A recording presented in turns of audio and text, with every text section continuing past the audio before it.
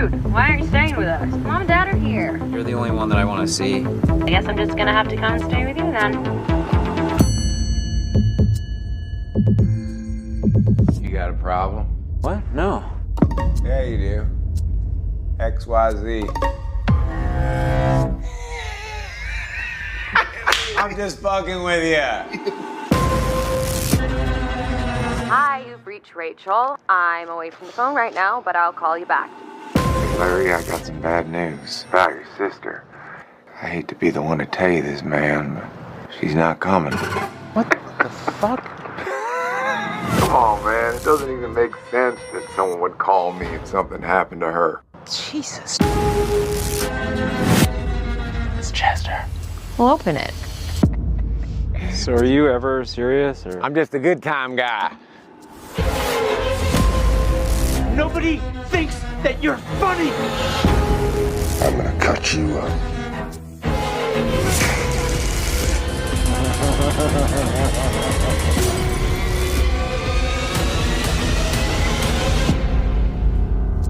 Are you just fucking with me? You tell me.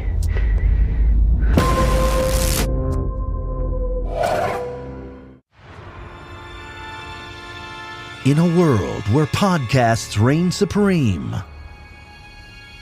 two friends dare to ask, do you even movie? Hosted by filmmaker Henrique Couto and movie aficionado David D. Neuer.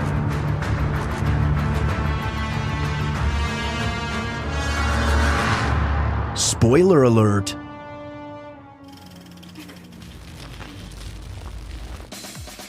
You say you swallowed your breast milk? Breath mint. Oh, good. Get clean on the inside. Yeah, buddy.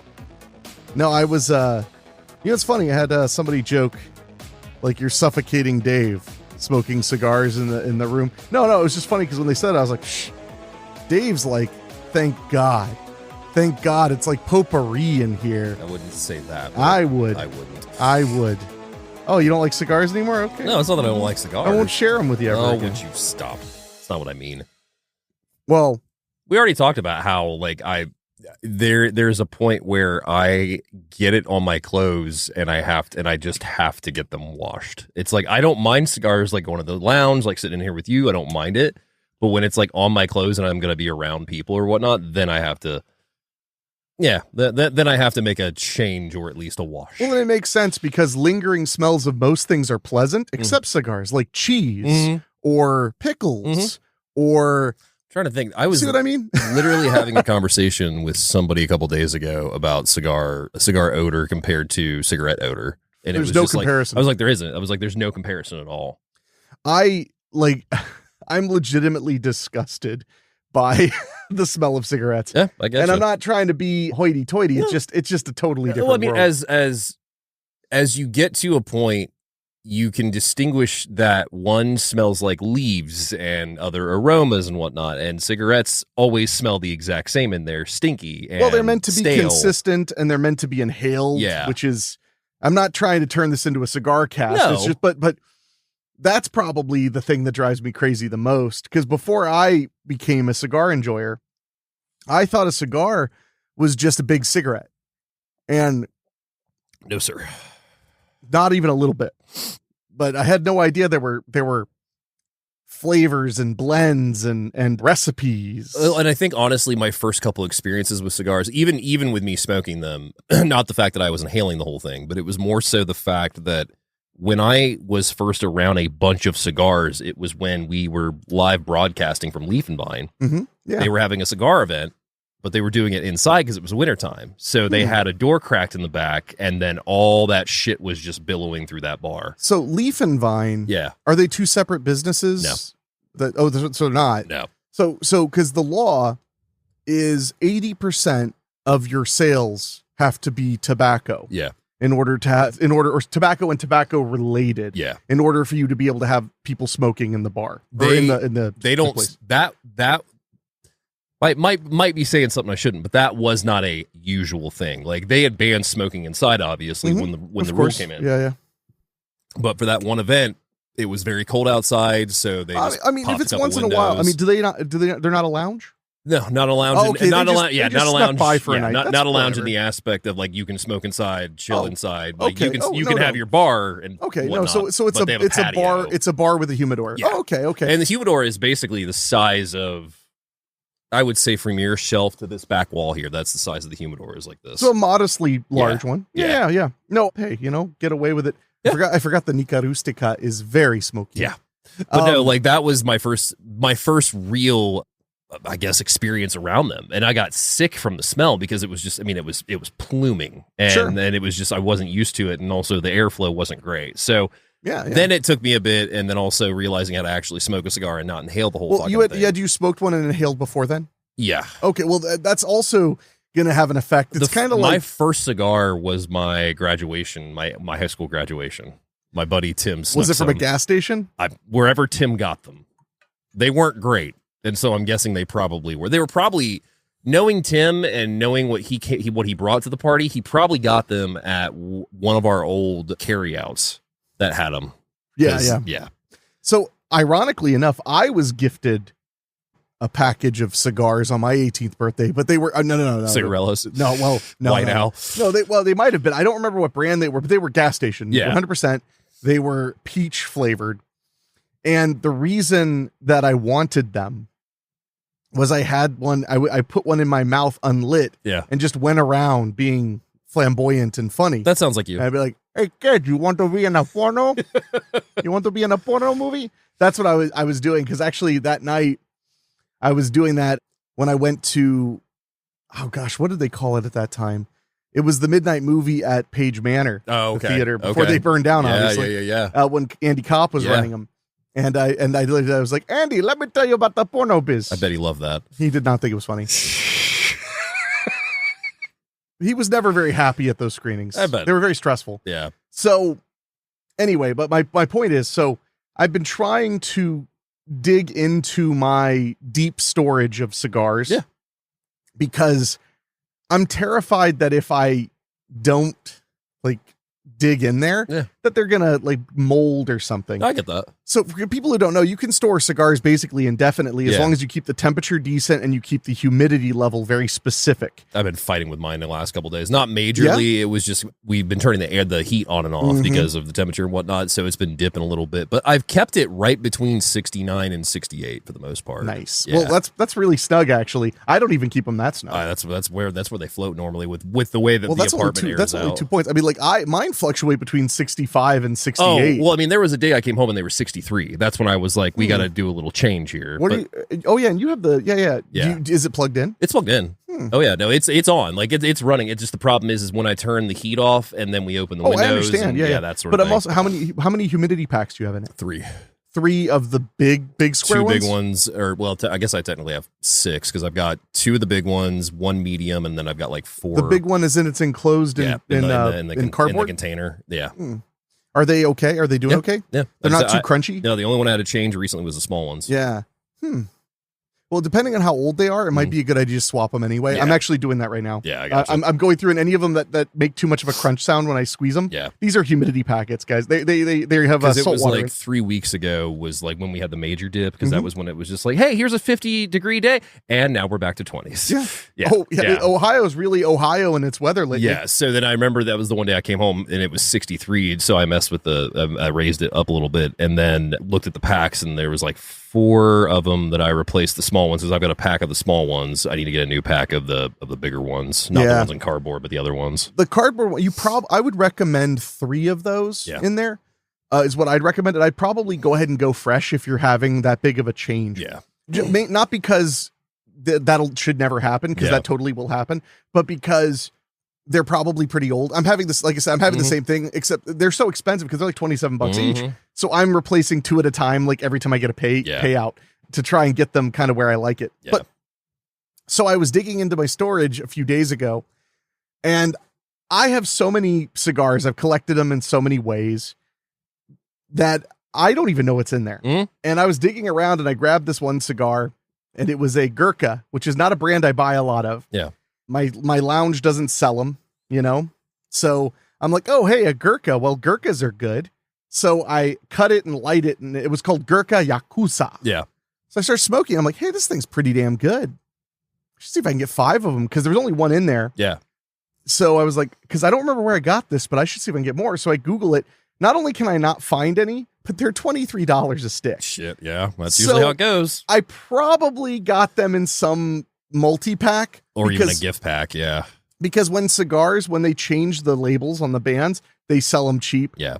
It's why I have my secret stash of Cohibas for so affordable, because Cohibas are expensive. Mm-hmm. Yeah, but I have a bunch of them. I smoked one Cohiba in my entire life. Fancy Cohiba for our buddy Jeff. He got it for me for my birthday. Remember? Haven't I given you a Cohiba? Not a fancy one like that. Well, I mean, just fucking with you. Most Cohibas are fancy. Yes, okay, well, on your birthday, I'll give you a fucking Cohiba. Prick. So, anyway. Yes. That all being said, it was just very funny, because then when I saw the expense on it too, I was like, well, that was good.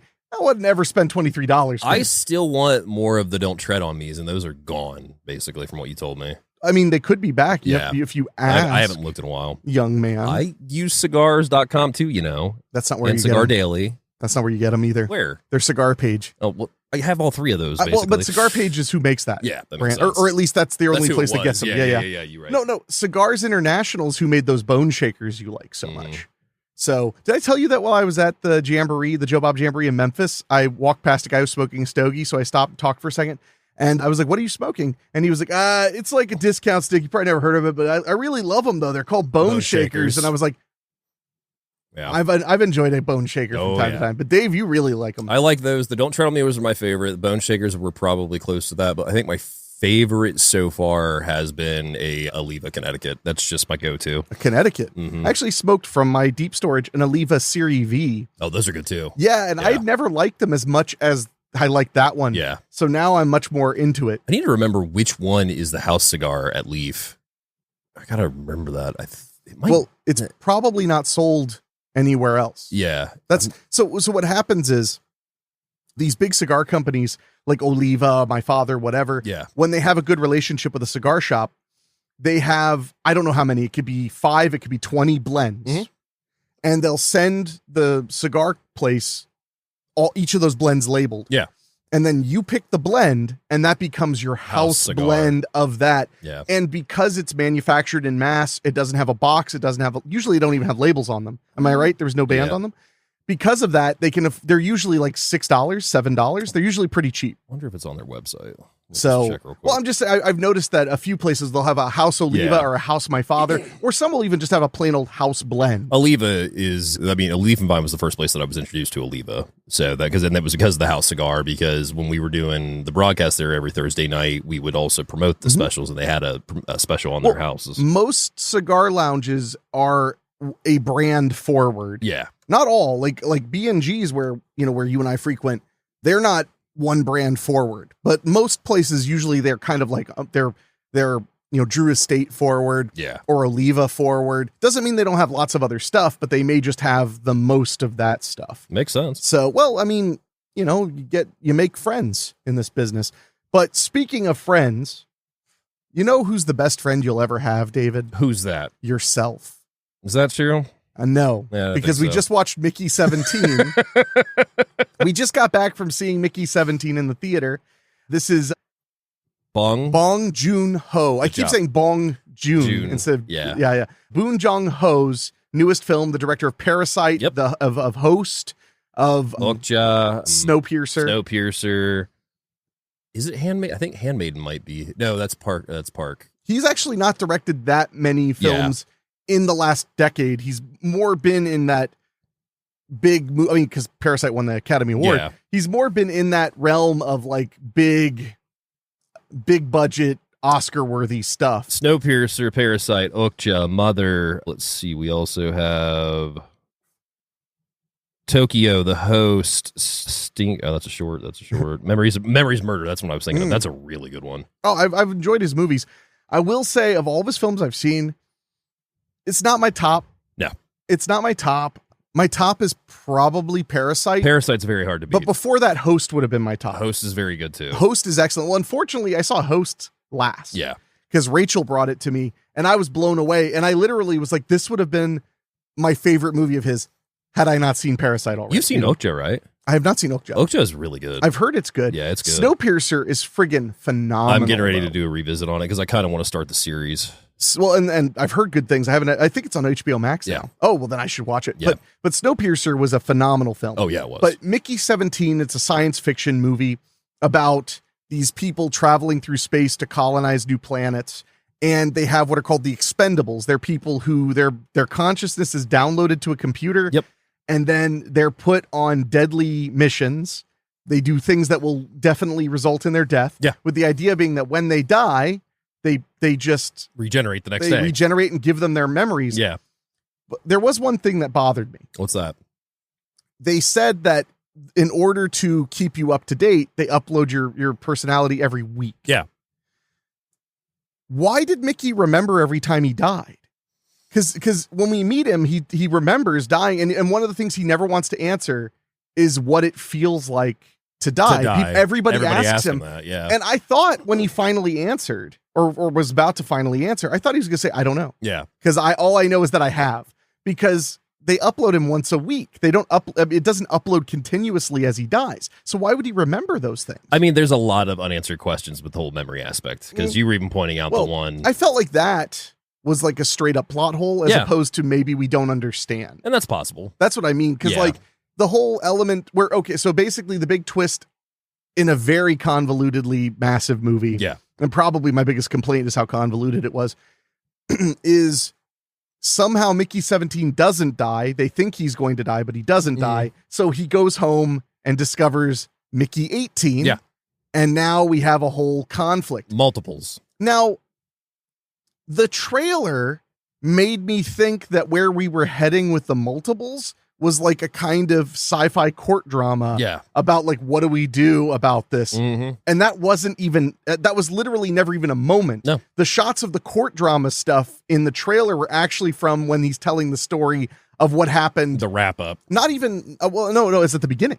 And the end. Well, but I mean, when he was telling that was the parliament. I mean, when they were having the battles where they're like religious groups and everything hated it. So they banned the practice from Earth, which is the other reason they're doing it is because they're in space. So, no, but I see what you're saying. But yeah, that was the government. Yeah. I'm talking about just the court thing or whatever. Press conference. Yeah. Well, and the hall was way bigger because they weren't on a stupid spaceship. But yeah. I didn't hate the movie. It had charming and cute moments, very memorable performances. Although I thought the performances were really, really broad. Mhm. Like there was no subtlety at all. It was about as far from Parasite as you can get. Yeah. But my biggest problem was I feel like most of his movies have been epics, but they're focused. Yeah. Like Parasite is focused, even though a lot happens. Parasite's I felt like perfect. It is. It really is. It's perfect. But Snowpiercer is amazing. It's great. Snowpiercer is an incredible film, and it has layers and layers and layers. My favorite thing about The Host too is that it's not really solely focused on the monster by any stretch of the imagination. I would say it's not focused at all. It's about family. It's about the family. Yeah. It's like Fast and the Furious. It's about family. It's about family, bruh. No, but it is. You're totally right. That's why The Host made me cry. There's a lot of good scenes in that movie. It's a phenomenal movie. Yeah. So I didn't hate it. No. But it was not. It just didn't grab me very well. It was definitely really long and too much was going on. It was way too unfocused. It would introduce things and then you would think like, oh, okay, so this is going to be a bigger point of the plot now. And then it's like we really went back to it like maybe at the end for like 5 minutes or so. Yeah, I do think some of that may have been the trailers making you think that the whole movie was about the multiples. And that's what's funny is like, yeah, I definitely saw the trailers because I know I was sitting next to you in the theater when they would come on, but like I didn't really pay much attention to them. Well, and I thought that overall multiples didn't matter that much because you know what I kind of thought was going to happen was when there was unrest on the ship and they were starting to realize that like their leader's a megalomaniac and they need to stand up to him. I thought they were going to like in secret start doubling them so that their numbers could be greater. Yeah. And then they'd have to figure out like, okay, now what do we do with everybody having 3 of each other? Yeah. I thought it might be because that would be kind of funny in a kind of and sardonic even way. introducing that whole thing about the one guy that made himself twice and then was a serial killer of the homeless and everything. Like I thought that was a little cool touch on it. It's just like we never really did anything, not specifically with him, but like anything. Nobody else made doubles. I was really surprised. Yeah, and that whole thing I thought was a nice little kind of nod to the idea of using like for like Nazi scientists for NASA and stuff. The idea that it was like, so one of the main people who invented this, he was a psychopath and he did use it to kill a bunch of people, but that doesn't mean that it's not good technology. It just means that guy was bad. I thought that was kind of a fun little element, but overall it was fine. Yeah. If it had been shorter, I really would have enjoyed it more. I think it could have been a crisp 100 minutes, and that might be asking a lot because, I mean, it is 2 hours and 17 minutes, but I just felt like there was a lot of excess left there that really didn't amount to much. And it could just be the fact that, like, a lot happened quick, too. Sure. But then also, in some cases, I felt like it didn't. I feel like we were given a lot, but I don't know if we were really given a lot to think about, I guess is the best way to put it. Yeah, like I said, I think it just wasn't focused enough. I think that's really my biggest complaint is it didn't have a focus to kind of pull us in. And it became more apparent for me in the final act than anything. Yeah. The final act felt really rushed and kind of odd. Yeah, it was odd. But yeah, I mean, it's absolutely, like I said on Letterboxd, I think it's absolutely worth a watch, especially if you can see it in theaters. But I think it might be a one and done for me personally. Plug your Letterboxd for all the haters out there. My Letterboxd is David SWMA for David's Watching Movies Again. You can find me on there. You can also find me on Instagram at David's Watching Movies Again as well. The two kind of cross over sometimes. Well, I don't know if I told you, but I did sign up for Letterboxd. Oh, you did? I did. Oh, my. And believe it or not, you're my first subscription. I'm just fucking with you. I was going to say, you're just fucking with me? You know why, though? Why? Because tonight's episode is about, as we've been doing Into the Dark all this month. Marching into the dark, baby. The Hulu series where it was a new film every month. Yes. This month we're covering the 2019 April Fool's Day episode. That is correct. And it's called I'm Just Fucking With You, which is great for monetization. Yeah. It's great for everything. Me trying to pull that trailer and send it to you today at work was like me accessing like James Bond files, like trying to pull it real quick, copy and send it. That's funny. Yeah. Yeah. If you ever have that problem again, just get fired for the show. It's fine. No, you can also just text me and be like, hey, please look that one up yourself. Fair. Yeah. It's not like that's a rare trailer. Inside Deep Throat. There we go. LindaLovelace.edu. I swear, guys, it's for work. I swear. But no, so this is yet another episode from the anthology series. Yes, season 1. Yep. And we've talked about it a lot in the last few episodes. So a very brief rundown is just that Hulu and Blumhouse Television came together and made a 24-episode series where every single month there was a brand new 80-minute film, feature film, that was in the vein of horror, science fiction, thriller, drama, horror, etc. Yeah, all over the board. Yeah, and it was a lot of fun. Yeah. And this episode is a great example of how you never know what you're going to get. Yeah. Because we covered All That We Destroy last week, which was the darkest sci-fi ever. Almost no levity whatsoever. Like I said, it feels more like a Black Mirror episode than it does Into the Dark, but there's nothing wrong with that. Sure. Well, and Dark Mirror just feels like the best episodes of Twilight Zone. That's also true. And no hate on Black Mirror. Yeah. It's Twilight Zone's amazing. Yeah. And before that, we covered... Which one was the first one? Down. Officer. I keep wanting to say The Body, but it's because I'm like one word title. Yeah. No, Down. Which was a great one about two people stuck in an elevator. And that one had a lot of levity, a lot of charming stuff, and was very much a suspense heightened thriller that then got, really horror-y at the end. Yeah. So this is the kind of variance you get with Into the Dark. I can't recommend enough if you have Hulu or Disney Plus with Hulu or whatever the hell. I can't recommend enough people check out Into the Dark. Mine actually played in 4K when I watched it too. I was so on happy. Hulu? Yeah. Oh, I'll have to check my app. Given it was on the TV. I didn't have the Roku or anything. It was on the actual TV, your old TV. Yeah, I'm going to check because I was having that problem on everything I tried. Yeah. So I switched to the Disney Plus app. Yep. But played in 4K last night or night before. Because I watched it in 4K through Disney Plus this morning, or this afternoon. Hell yeah. But no, this one's really, really fun. Yeah. Really strange, sardonic as shit. Love that word. And it really keeps you guessing on where it's going. Because you kind of have an idea from the get-go. You're just kind of like, okay, the shady motel, I get this. And then it's just like, oh, no, I couldn't have predicted this at all. No, it's going everywhere, baby. Yeah. Going everywhere. So Into the Dark, I'm Just Fucking With You from 2019, 1 hour and 21 minutes, rated TVMA for sexual content, graphic violence, and strong language, especially strong language in this one, I noticed. Yeah, there's a lot of swearing in this. Well, I mean, come on, they put fuck in the title to make sure you knew. IMDb synopsis says, a pair of siblings suffer through a night of frightening practical jokes during their stay at a secluded motel. That's okay. My synopsis, while in town for a wedding, a man stays at a rundown motel where he becomes the victim of many pranks that build on severity.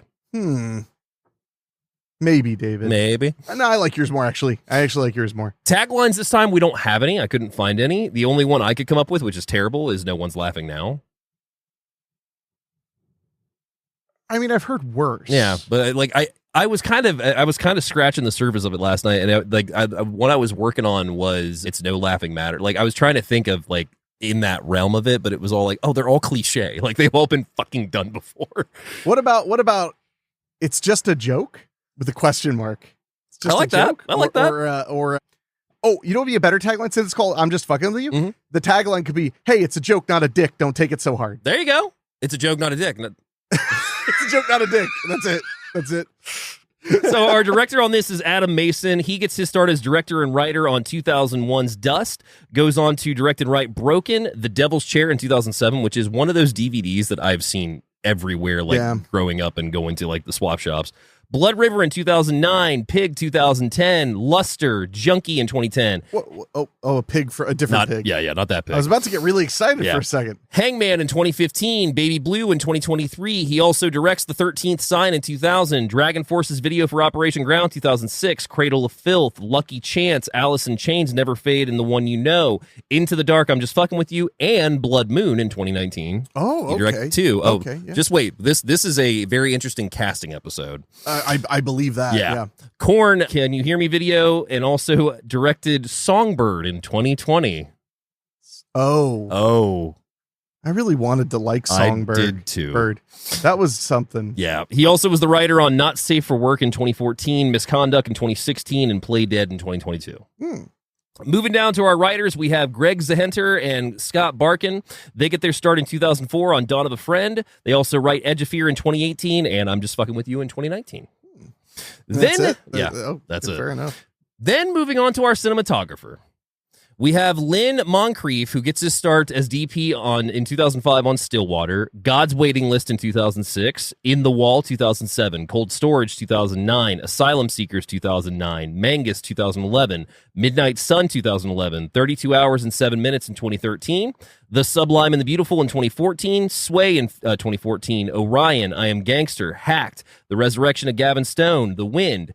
And then, for Into the Dark, he shoots New Year, New You, I'm Just Fucking With You, They Come Knocking, Pure, Pilgrim, Midnight's Kiss, Delivered, and Blood Moon from 2018 to 2021. Wow. Yeah. So he shot a bunch of them.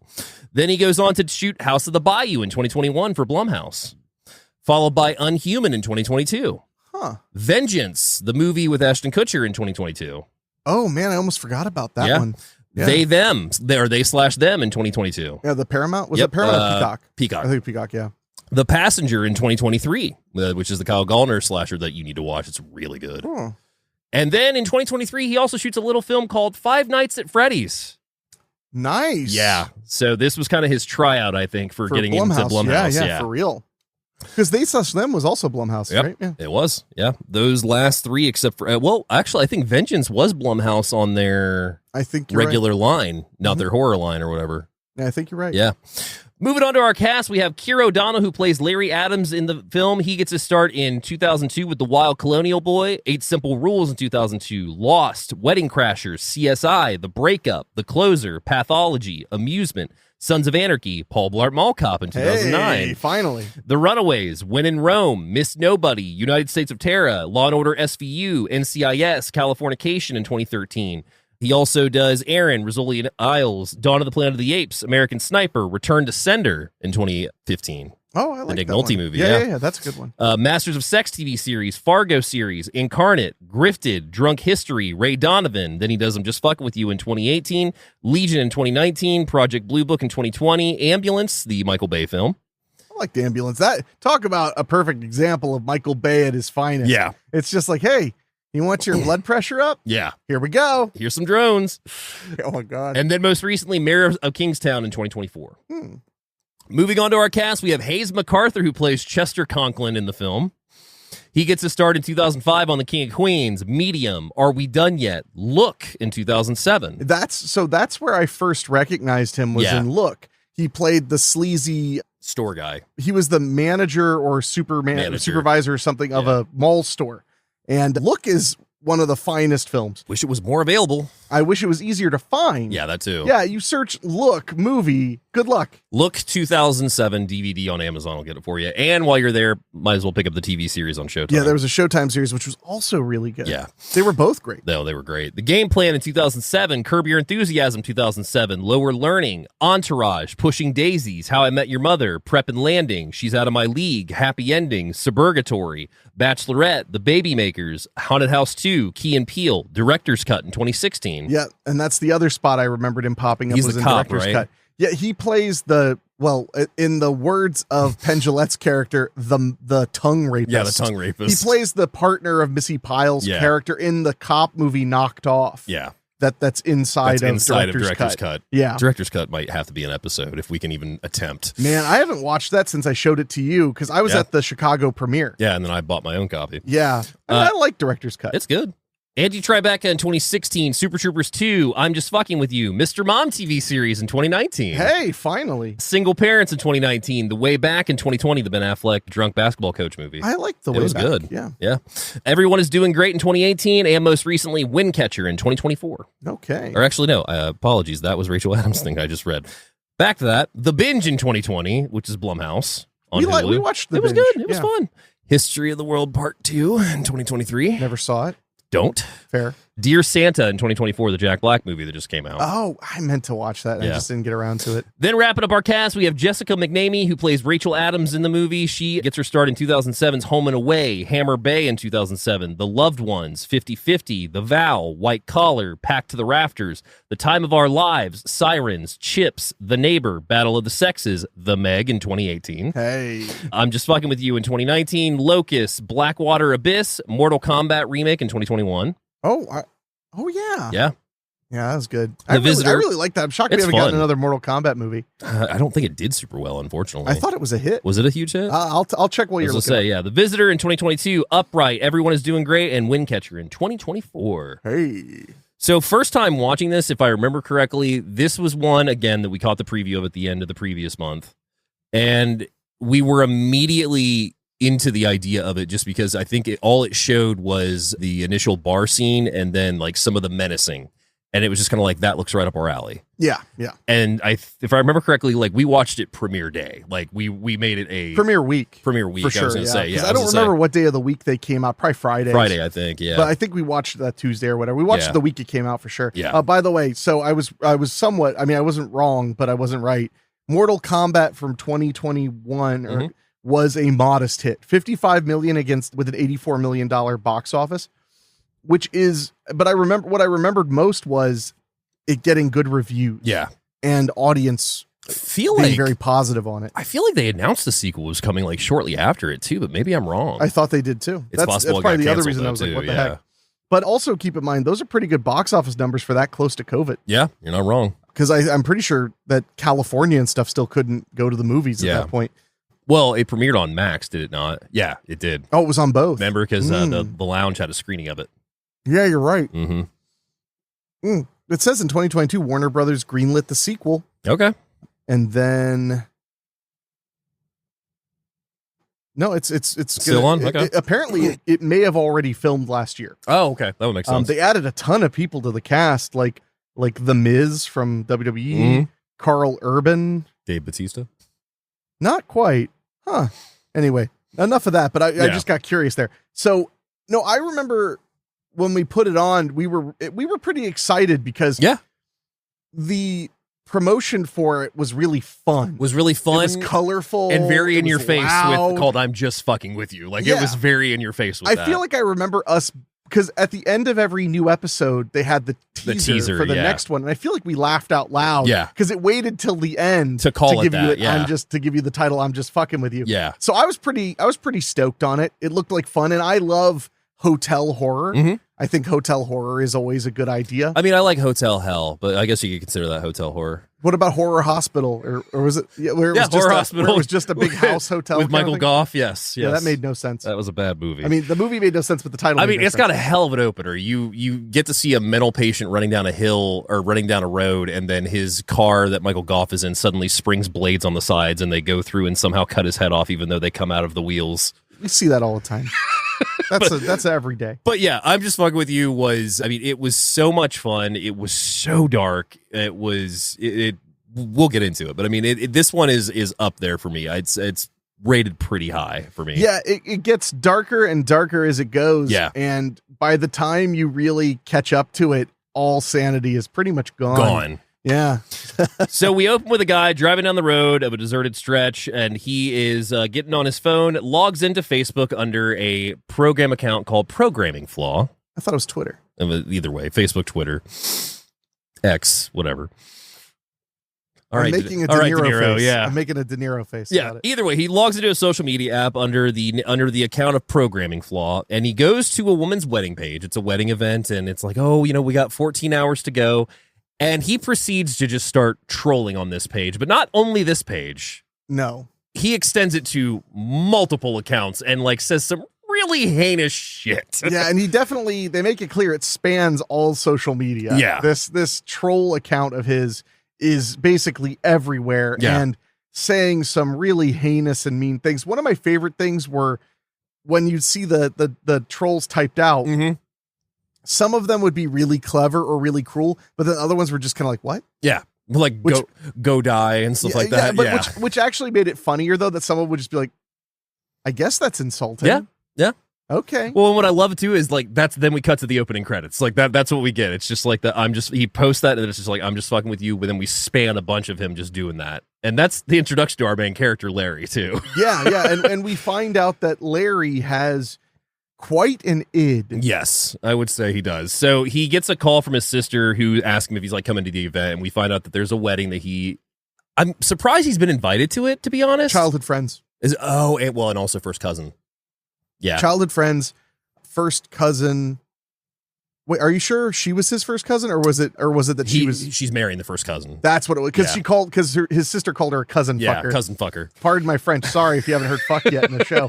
No, but also keep in mind, they had to be childhood friends also just because she invited his sister and him because they all grew up together. Yeah, it's a whole family affair. So they're at this hotel getting ready for this wedding, and he tells her that he's not staying at the hotel. He actually booked a room at the Pink Motel Lounge. She says...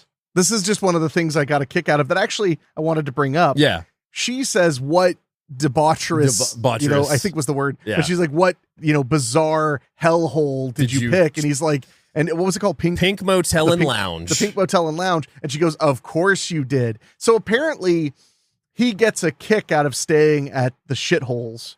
Yeah. Which is weird, though, because later he's such a neat freak. Well, but what's also funny is I think, too, well, not funny, but I think one thing I was thinking about while I was watching this last night was when he leaves the review, which we'll get to here in a second, I wonder if he does that and recoups money. Because he could probably do that. I don't know, though. Is it worth it to get $70 back? Because, the chlamydia is forever. I was going to say. Yeah. And oddly enough, you get that from the hairdryer. Don't ask me how. Don't ask me how. But you always do. Scene. That was so gross. So he arrives at the Pink Motel and Lounge and finds no one at the desk. He rings the bell, no one, but he hears some conversation coming around from the bar that's attached to the Pink Motel. So he goes through the kitchen. You mean the lounge? The lounge. Well, it's like a full-on diner almost looking place. Yeah, it's a lounge. Yeah, but it also has booze.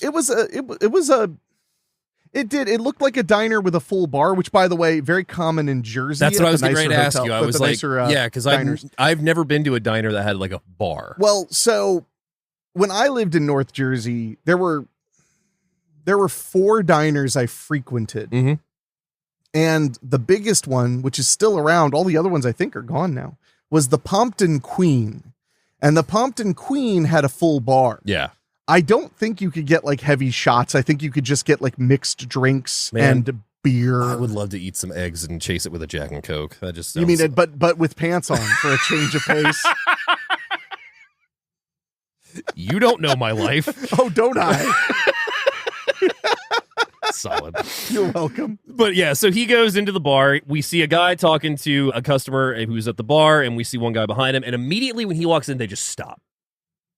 And he's just like, can I help you? And he's like, no, I can help you. He's like, you got a problem? And he's like, no. And he's like, yeah, you do. Yeah. XYZ. I think you do have a problem. Yeah. Oh, and I want to mention one of my favorite tropes in a movie is doing something that feels like it's out of a movie in a movie. I find that very funny. So the idea that 2 people are just like, I know what you mean. And then you walk in and just, You got a problem? It's like the only thing missing was a record scratch. Yeah.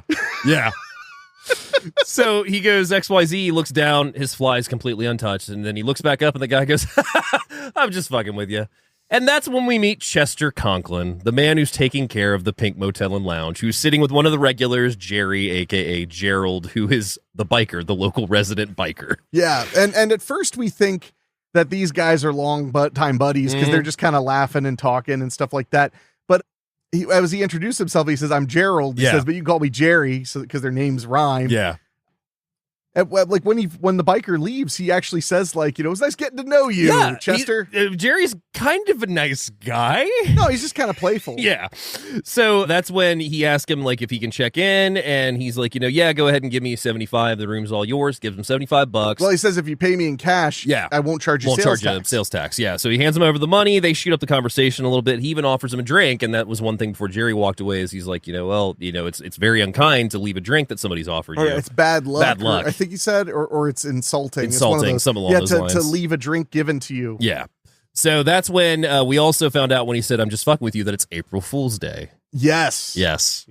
Which is the perfect cover for it to just go on and on. See, one of the great things, David, about life on this planet of ours is what I call jokeception. Okay. It's the ability to actually do something truly awful because people do expect jokes. Yeah. Like I used to always say, like the best way to kill someone if they get away from you and you have to chase them down and stuff was to say, you're on scare tactics. And then when they go, you got me, stab them in the throat. That's and then funny. You're like, killed you. That's funny.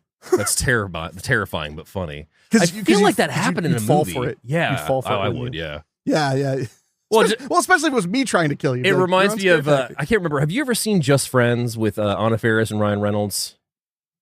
It's a Christmas movie. Oh, yeah. Was that the one where he's fat at the beginning? Yes. Oh, I love that movie. So one of my favorites is when Anna Faris puts the dinner in the microwave that has tinfoil around it. And the plane obviously has to land because there's a giant fire. And she's like, what do you mean the plane's on fire? Wait, am I being punked? Ashton! And just starts running around like calling Ashton. his name. Yeah, no, I remember that. No, Brittany, I love that movie. Brittany, that reference is for you. Brittany's the one that our friend Brittany of the show has turned me on to Just Friends when I was in high school. I'd never seen it before. Oh, it's a great flick. It's so much fun. But yeah, so that's when he's like, hey, well, can I get the room key? And he's like, yeah, as soon as you give me a credit card and a photo ID. And he's like, well, I just gave you the $75. And he's like, credit card, photo ID, will be good to go. And he's like, turn out your pockets. Well, he even says, like, this is why I always require proper identification in a credit card. So there's no disputes like this. So he screws with them for like a good minute. Like the tension builds and the music builds a little bit. And then he basically I can't remember if he tells him to give him his hand or whatnot. And then he says, look, there's only one thing left I have for you. He slams his hand on the desk. He goes, your room key. Yeah. I got you. Yeah. And it was a solid one, too. Because at one point he even says, like, look, I don't know what kind of scam you're trying to pull. Or if you're trying to pull a scam. And then he's like, do I have to call the police? He's like, yeah, you should. You should call the police, which, by the way, is the number one bluff. When somebody says, I'm going to call the police, they go, oh, I should call the police. Yeah. Yeah, the guy who's like keying your car without any pants on and an erection. He's the one who's like, yeah, maybe I should call the police on you, Denoyer. Yeah. And then you're like, how do you know my name? So, and before all this, we also had Chester and Larry kind of get to know each other. More so, Larry was telling him about the wedding, and he didn't want to go. There was a food reason. Doesn't give the exact reason. And Larry yet. starts being snarky and funny. Yeah, he makes a reference to, if I remember correctly, he was like, let me tell you about mine. I had to buy them $75 cookie sheets because that's all that was left. Because it was all that was left on the registry. Yeah. And he was like, yeah, she's not going to use them. Miss Piggy don't cook her own cookies. It's like, yeah, exactly. Like he's starting to be that online self. The programming flaw. Yeah. Yeah. So he gets his room key, and then he proceeds to go into the room and thoroughly inspects everything from a black light on the bed to the phone to the TV where we do see some splotches. Yeah, and when he shakes Gerald's hand earlier, he cleans his hand with a wet nap. And I noticed that Gerald tries to just not take it personally. Like he sees that and just goes like, yeah. He tries not to take that personally. So we're clearly dealing with somebody who has, I would say, a bit beyond a normal level of germophobia. Definitely. He's definitely a bit on the higher level of OCD. Well, and we should also say too that he's not very confrontational at first. He's very reserved. He's confrontational online because that's his other he's persona. the kind of guy who would just take it smiling to your face and then talk shit for forever and get shot. Well, if body count is to be trusted. So he goes back onto his phone and leaves a bad review on the Pink Motels page, giving it 1 star, saying that the service is terrible, that it's a rundown place and whatnot, and then goes back to Cindy's Facebook page and lightly pleasures himself, unaware that there is a camera filming him above while he's laying on the bed in the hotel room. Now, David, this is very important. Yes. How do you define lightly pleasuring yourself? He sticks his hand into his pants and then basically it has like he's got like the one cuff outside the pants, so he's not like full on grabbing it and yanking. He's at least like, heavy petting it a little bit. See, I appreciate this. I appreciate that you would share your knowledge on this topic. Thank you. Thank you. We all thank you. Oh, yes. We all thank you. Well, I am the Dr. Ruth of this podcast, basically. I was thinking more you were the Sex with Sue of this podcast. So that's when he gets interrupted because he also receives a friend request from Chester on Facebook. Yes. And that's when we find out his name is Chester Conklin. What a name. What a name. He doesn't accept it as he catches a breaking news about a fatal car wreck, and he goes to call his sister because we forgot to say that Rachel was going to come meet him at the hotel. Right. She actually was going to reserve a room and everything, and she hasn't arrived yet. So that's when he leaves the room to call her and check, and he decides for some reason to call the front desk and talk to Chester. I mean, the guy's lonely. He's lonely. I mean, well, I think that there's a lot to be said for Chester listening to him vent about the wedding, the woman and the wedding and the cookie sheets and everything. I think that kind of helps him weasel in, because there is a degree of, there's that whole element. People often say that it's a lot easier to talk about your problems to a total stranger because they have no notions of you and maybe you'll never see him again or whatever. So I think there's a little bit of that with Chester. He's like, why would I ever see this fucking guy again? Yeah. That's why I won't accept his Facebook request, but I will go and talk with him. So is this the first time we see him smoking, by the way? I was just curious. Chester? I think he might have been smoking in the bar when we first I saw couldn't him. remember, because that's one thing I picked up on revisiting it, is that the more that he smokes, the more unhinged he is. Yeah, I can't remember. He might have been smoking at his introduction at the bar. Yeah. So that's when he asked Chester, hey, my sister was coming. Have you seen anything? He's like, well, I haven't seen anything, but let me check the messages. And he comes back and he's like, oh, Larry, I got some bad news. Your sister's not coming. And Larry starts getting like, what do you mean? Like, what's going on? He's like, I got a note here that says she found a big dick and she's going to not make it tonight. And he's like, just fucking with you again. And that's when Larry is clearly not amused. No. So that's when he goes to get himself a drink from a pop machine. And we have one of my favorite scenes that I forgot about where the can gets stuck in the machine. So Jerry comes up and hits it. And he's like, hey, man, you need a friend, hands him the drink. And as he takes the drink, he's like, did you just touch me? And Jerry's ready to fight Larry. That's like one of my favorite things. Like, he's ready to throw down. And he's like, are you ready to fight? And he's like, no. He's like, oh, all right, have a good night. You avoided an ass beating. Like, that's my favorite thing. You ready to fight? No. All right, then. Yeah, just walks off. So that's when he tries to text his sister, Rachel, again. Then he returns to the room, finding a pink envelope on the floor, which he opens to find a dick pic. Of course. And then flips it over on the back, and it says, basically, love your sister or whatever. You're not going to make it or something along those lines. Yeah, something. I can't remember exactly what it said. He immediately is not amused once again. And he takes it out on Cindy's Facebook page and just goes on a rant one more time again, just hitting multiple people in multiple comments and even, basically calling somebody a cheating bitch is the one thing I remember. he was just going on a rager. Yeah. And was one of the ones that I just remember that stuck out to me was there was one where she was making like a kissy face. Yeah. And he just put giving the world's tiniest penis a blowjob. Yeah. I was like, all right. So Larry decides to take a shower, and as he gets out of the shower, he hears something in his room, and he goes to open the door and finds it's locked. And then somebody starts speaking on the other Spanish on the other side of the door. Turns out to be Chester, just doing a Spanish. He's like, I didn't think it was you. He's like, why? White people can speak Spanish too. Don't be a racist. And he's like, hey man, I wanted to warn you before you get in there. The door gets stuck, but now that you're in there, we're kind of at an impasse. Like, you're not going to tell on me, right? And he's like, no, man, just let me out. And he's like, all right, we'll just put your full weight on the door. We know exactly what's going to happen. He goes, 1, 2, opens the door, and he falls out. And Larry is pissed and goes off on Chester and is like, You're pathetic. You're not funny. And Chester taking this all in, like, is like stone-faced at first. And he's like, oh, well, if I'm not, like, tell me a joke. And then he goes, or just know I like me. My wife likes me. Fucking, okay. My customers For like me. some reason, I had a memory that he did that, like a fake out, because I had like a memory of us like joking about that, and then it happened. I mean, anytime there's a planes, trains, and automobiles comment, Yeah. it's available, including runaway. Yes, Trains, runaway planes, train. and Yeah. automobiles, Oh boy. So that's when he goes, what do you call a face with no nose and no eyes? Yeah. Nobody knows. Nobody knows. Yeah.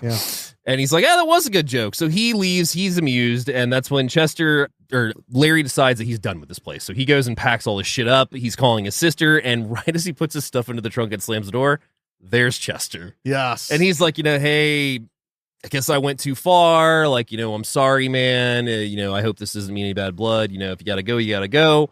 No hard feelings. Holds out his hand, and Larry coldly just places the room key in it. And Chester goes, yeah. All right. And I should mention, too, Chester is wearing a Hawaiian shirt. Yes. Which, of course, makes sense. There's kind of a luau theme. Yeah. But also he's wearing, like, those aviators they're yellow and, like, kind of... I wear them a lot. I wasn't going to say anything. But yes. Yes. We call them douche goggles. Yes, douche I mean, goggles. your friends. Yes. Oh, my, yes. Me. Oh, my. That's what we call them. No, but I mean, so he does look kind of annoying. Yeah.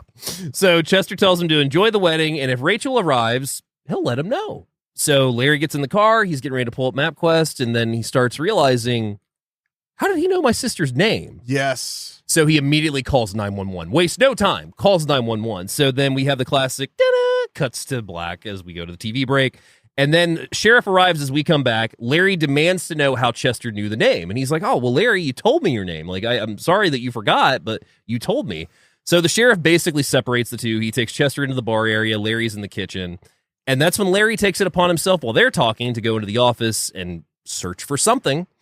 And he finds a paper with her name on it. Mm-hmm. And it turns out it's the automatic registration that she sent in. Of course. Yeah, he there's probably... shocking as this may be, especially to you, David, especially after that blacklight scene, shockingly enough, I don't think they're full of, I think they probably only had like a few reservations. I think they got some vacancies. So I think he was like, oh, the one other reservation, and it's a woman's name, probably his sister. Oh, and same last name too. Yeah. So that is when he takes it to the cop and he's like, this is my sister's name. And one of my favorite scenes that I almost forgot about is Chester is like, hey, Larry, what are you doing? And hits something on the side and then punches himself in the face. Yeah. The cop doesn't see it. So naturally, the cop thinks that Larry does it. He goes to arrest Larry. And then Rachel shows up. Yay. Finally. And she's just like, what's going on here? They try to explain everything. And that's when the cop is like, I'm going to take you in. And Chester's like, oh, no, let him go. Like, I let things get out of hand. He's like, I was needling him all night. Yeah, I let things get out of hand. I'm not pressing any charges. And that's when the cop's like, you're really lucky. So the cop leaves and he's like, if I have to come back out here, like, I'm going to arrest both of you. Like, I don't care what it is. Both of you will be coming in with me if I have to come back out here. So then Rachel's like, what did I miss? And we kind of get a brief explanation of him just fucking with him. He said the thing. I said the thing. So Rachel explains that she got caught in the accident that he saw on the TV and everything.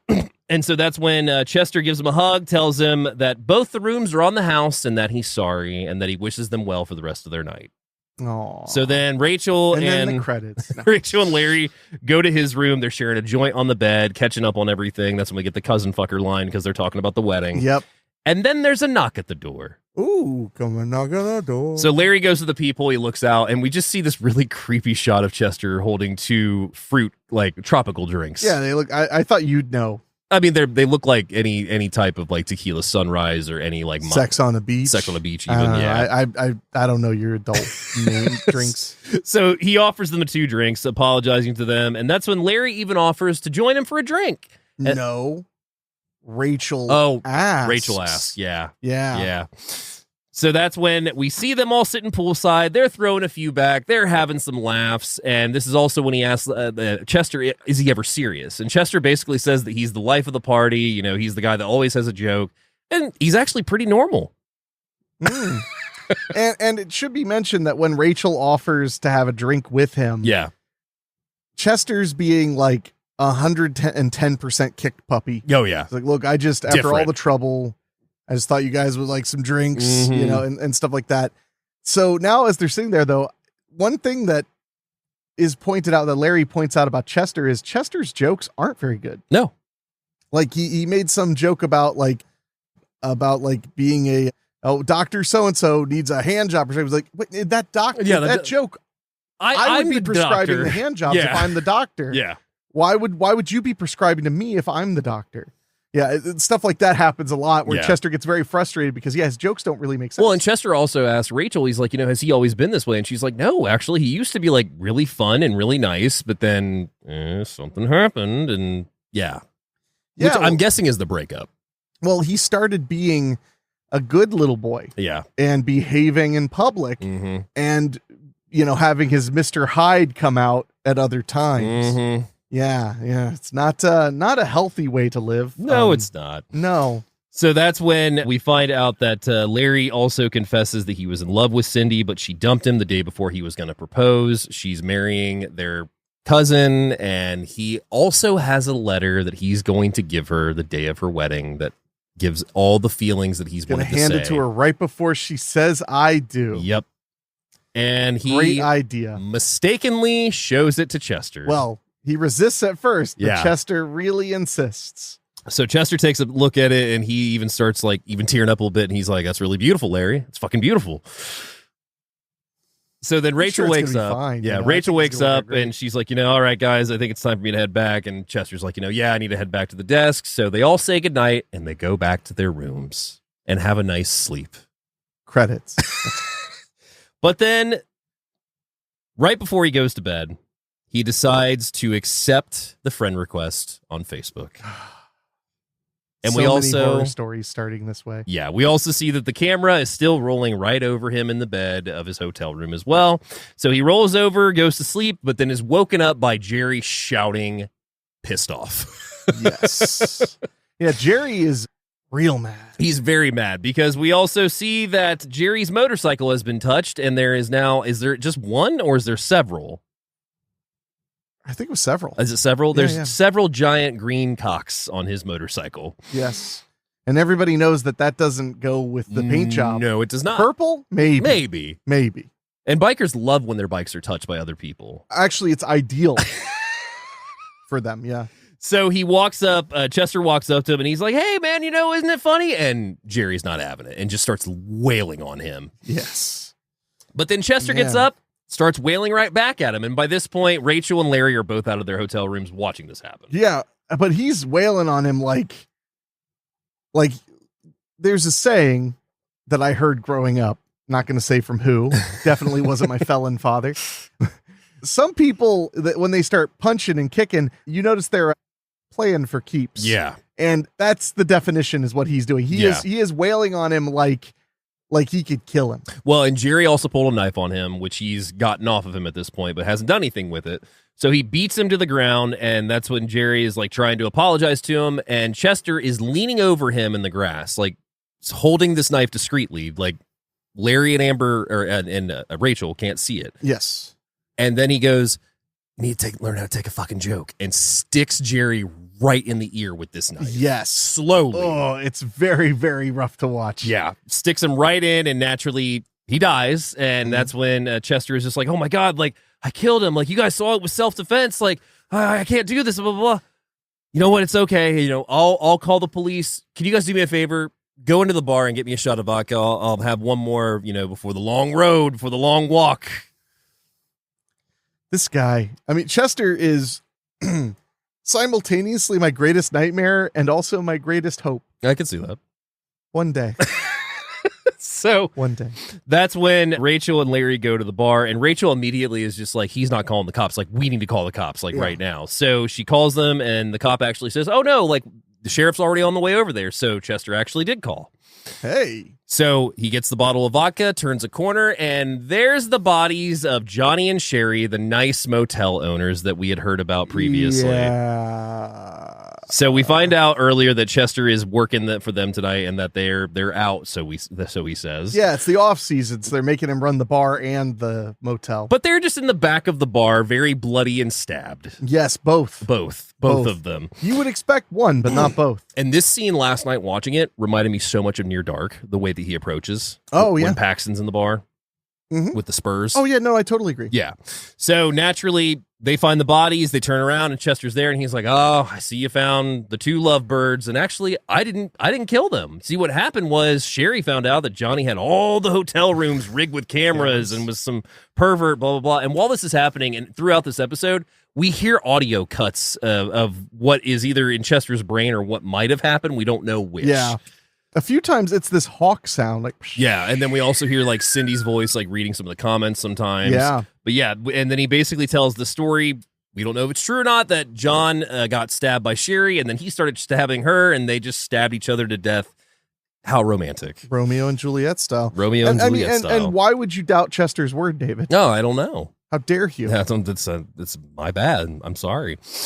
So one day I'll forgive you. So that's when while this is happening, Chester's walking across the top of the counter in the diner and just kicking all the glass, breaking it.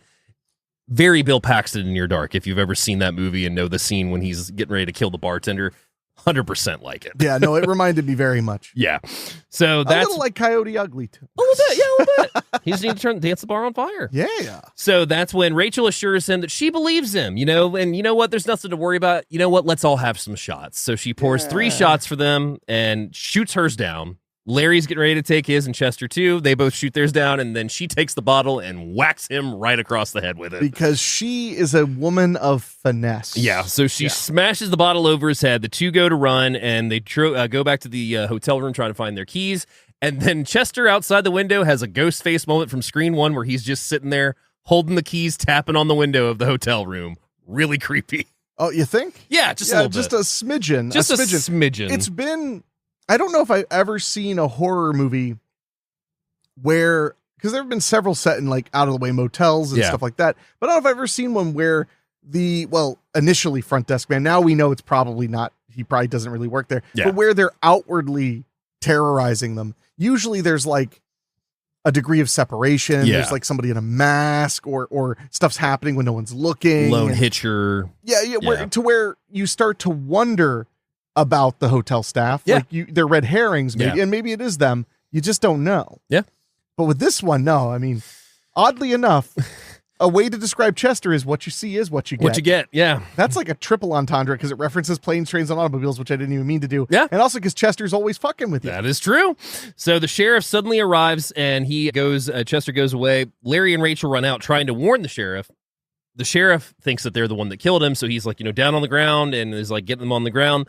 Unaware that Chester's right behind him. Oh, of course. And that's when he's like, oh, I'm so happy you're here. Thanks, Sheriff, for coming. And that's when Larry goes to charge him, and the cop just tases him. Yeah. Tases him right down to the ground. So while that's happening, Chester sneaks up, takes one of the zip ties that has tied Rachel's hands, and takes it right around his throat and just pulls it tight, and he strangles him without even doing anything, pretty much. With his hands. So... how much, I mean, at this point, I feel like it's an obscene trope. Yeah. The trope of the bizarrely easy to kill police officer. Yeah. That's something that does generally drive me crazy in horror movies, especially, is when a cop gets out of their car and they're just like, let me take a look. I'm just going to stick my neck through this thing. It's like they want to die. The worst is Inside by far. Why'd you bring up that? I'm sorry, because those are the worst cops. No, yeah. I like Inside the movie. No, it's Inside's a fantastic. shocking little horror film. French extreme horror film, great. From the height of that era. Yeah. But those cops make no sense. No. They didn't even call in where they went. No. Because that was the thing that drove me crazy is I was like, well, it doesn't make sense to believe anymore that this woman's going to get away with stealing this unborn baby. Yeah. Because the whole thing is she's going to cut the baby out of this woman and take it for her own. And the cops just like, it's so stupid. It's it was so the stupid. only part I hated in that movie was the cops. And then the other one that comes to mind always is a cop in the Friday 13th remake who goes up to the door and he's like, "Oh, I'm here." And then Jason just hops down, takes the fire poker and rams it right through his head. But I'm talking more, I mean, I agree. Yeah. But I'm talking more about when it's just like a cop starts looking around and it's like, well, I have no concept of danger whatsoever, even though I'm suspicious. I mean, one of my favorites that I'm still pissed about to this day because we never got to see. No, we never get to see it happen. Is in Cherry Falls when the killer has completely exposed themselves at the Virgin Party, and that's when they're chasing Brittany Murphy and whoever else she's with. And they come to that cop, and she's like, the killer's inside. And he's like, well, I just can't split. And then the guy, the killer, comes right behind him with the axe and takes it right down his head, which did split him from what I read in the screenplay, but we never fucking see it. I'm so sorry, David. You had to use that rat-infested, rotten roll of old carpet that is your imagination. I love Cherry Falls, but I just really would love to see the original cut, but it's never going to happen. I mean, if you bought the company. I mean, Shout tried to put it out when they did their Blu-ray, but they couldn't find anything left. Yeah. So so the cop is taken out by this point, and that's when Chester laughs and he slips a zip tie, strangling him, and he also takes hold of the taser and just keeps tasing Larry while Rachel watches. I mean, what would you do? So I'm John Quixote. So that's when Rachel begs him. Chester then takes her at gunpoint and then knife point, cuts the ties from her hands, and that's when he also throws her the car keys and says, hey, I just wanted to get you guys out of here. You're free to go. Yeah. Yeah. So they get in the car, they start driving, and she's like, fuck you, Chester, driving. And she gets basically to nearly the exit of the motel, and then we hear a bunch of party horns, and we see that Chester has stuffed a bunch of party favors in the tailpipe of the car. Were you a prank player when you were younger? Not really. I mean, I had my fair share. I did the one that I still laugh about with Mom this day was I had a thing of finger paint that was like, I had like red, yellow, black, and something else. And I remember one day I just took my thumb and stuck it in the red and then ran out to Mom and I was like, Mom! I did that to my mom with a blood capsule. I remember you telling me that. I felt so bad. She screamed bloody murder. Well, blood capsules have a lot of blood in them. I came in the house with the blood capsule going, and I literally I fell off my bike, and she screamed. Mm-hmm. I felt so bad. Mm-hmm. I was probably 10 or 11. Like, I wasn't a little kid, Ugh. Have I ever told you about the time that I actually did get like injured and my dad thought I was I was like kidding? Like he felt really bad when he realized it. So we had a little like toddler recliner chair that like you laid back and like the footrest came up and everything. For little children. Yeah, for 2-3-year-olds, maybe even. Oh wow, that's older. small. Okay. I mean, this happened when I was young. We were at my parents' current house, so it had to have been like 2, 3, or 4 because we moved there I think when I was 2, and I just decided one day to stick my hand down the side of it. Not sure what I was going to find.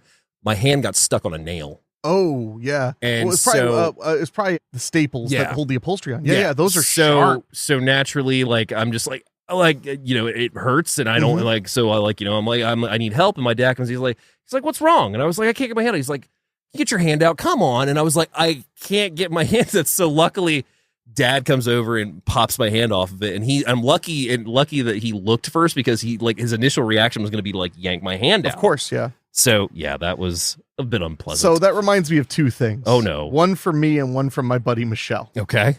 One was my mom to this day. she'll feel bad if this comes up. Oh God. But my mom went to beauty school for a year and then decided she didn't want to be a hairdresser, which is a hilarious story in and of itself because she went to beauty school for a full year and had a great realization that touching strangers' hair revolts her. No shit. She was like, this is disgusting. I hate touching strangers' hair. Fair enough. It's disgusting. Yeah. So obviously, being an anesthetician wasn't for her. Fair. So one of the ways we saved money when I was a kid was she would cut my hair. Mm-hmm. And she could do a really good job because she did learn how to cut hair. Yeah. And I never liked getting my hair cut when I was a kid. I would have been like 6 or 7 when this happened, maybe even younger. I never liked to have my hair cut, but I would always, I'd always let her cut my hair or whatever. Yeah. So she's cutting my hair and she gets the trimmers out. And as she's buzzing my hair, I start going, ow, ow. And my mom's like, oh, it is not that bad. We're just getting your hair cut. She starts doing it. I'm like, stop. It hurts. And she's like, just stop. And then she's like, this isn't cutting your hair very well. it wasn't moving. So she was just ripping my hair out. She was just dragging it through. Yeah, no wonder that would hurt. Yeah, it hurt like a bitch. Yeah. Yeah. She felt really bad. She was like, "Oh, the blade's not moving." Oh, I was God. Like, I was like, "Yeah, why do you think I was screaming in pain?" Just your brain exposed. I know, right? Just pulsating. But this one's not as long because it's not my story. But Yeah. my buddy Michelle, when she was a kid, she used to cry a lot and get upset a lot. And one time it's actually like such a perfect example of Michelle. She was running through the neighborhood and there was a neighborhood boy she was friends with and he was chasing her and she wanted him to catch her. Yeah. So she decided to fall on purpose so he could catch her. So she did and dislocated her shoulder. Oh wait, no. I'm sorry. No. She broke her arm. I know, right? Why is that funnier, David? You're a bad person. Because that's so Michelle.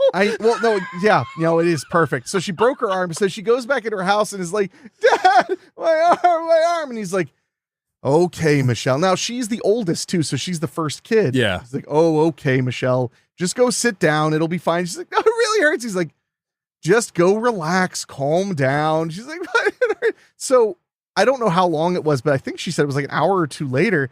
She was like, "It still really hurts." He was like, "Ah." So they go to the doctor. He's like, "It's broken." And he's like, "Oh, Oh no. yeah." Yeah, that would be bad. Last one. Have I ever told you the story about when I wrecked the scooter? Was it your Razor scooter? No. This is a motorized. That's way gas. more dangerous. Yeah. Oh, gas powered? Yeah. So my dad had gotten this scooter. I don't know if he'd gotten it in a trade or he had gotten stole it. He didn't steal it from the Russians. And we were at Dave's Services, and the gravel lot and everything back there. You've been there, so you know. Yeah. So we were right by that fenced-in area where the parking lot is, but on the back where the garage and the other garage is. He's like, "Yeah, go ahead and try it."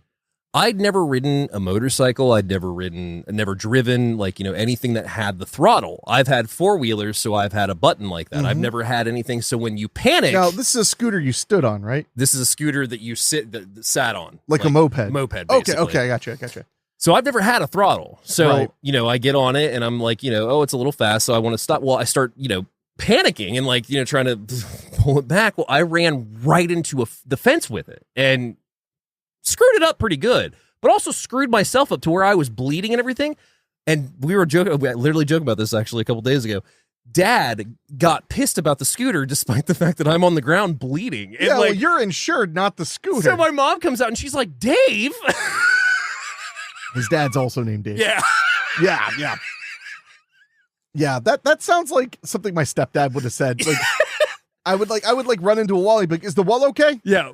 We laugh about it, David. Like, it was literally like, "God damn it, David." I mean, did you have to go to the hospital? No, it was, it wasn't anything. It'd be so much funnier if you died, but they'd like resuscitated. Nothing was as worse, and I didn't go to the hospital for this, but nothing was as worse as I used to be the groundskeeper there, and one day somebody had thrown like several CDs into like the tall grass, and I was mowing them, and they fucking hit my legs and shrapnelled them a little It's bit. bad enough when there's like a thick stick or rocks get tossed. Yeah. Well, since we're talking about childhood injury, have I ever told you the story about, okay, so when you were a kid and you would play on like monkey bars or something, what's the thing they always threatened you would happen if you were reckless? Because for me, I don't know if this is just a Kentucky thing or if all parents said this, but I was always told, like, you do that, you're going to crack your head open. Hey, crack your head. You hear that a lot? Yeah. You just hear that ad nauseum. Yeah. Parents, grandparents, aunts, uncles, teachers. Yeah. You do that, you're going to crack your head open. So anyway, I was on some monkey bars and I finally got myself upside down. I'd always wanted to be upside down. And then my hand slipped and I cracked my head open. Oh, jeez. I landed on a rock and I cracked my head open, David. I didn't crack my head open, but have you ever gotten like the wind fiercely knocked out of you, like to where like you fall on the ground and you cannot catch your breath? The reason I'm giving you that look, David, is because you just cracked your head open. Well, first of all, I got 5 stitches. Yeah. No, I mean, I literally cracked my head open. Yeah. Like I walked to the back door. This was at my babysitter's house. And I knocked on the door. I said, and I literally said, like, "I fell off the jungle gym," and she screamed. I was covered in blood. I had no idea. Anyway, but to your point, the reason I was giving you that look about have you ever had the air knocked out of you is, yes, what is the only education I ever completed in my life? Professional wrestling school. Yes, many times. Your monkey bar story made me think of this. I was at my preschool, and they even told us, like, no jumping the monkey bars because you would try and swing and jump onto the next one. I was doing really good. And then I got to that fourth one and missed and completely went down like onto the ground like as a little kid. And like I remember feeling like, oh, I'm dead. Like that was like the instant thing. I used to get shoved off the playground equipment by bullies. Yeah. And I remember many times where you hit just, but this sounds so sad because it is.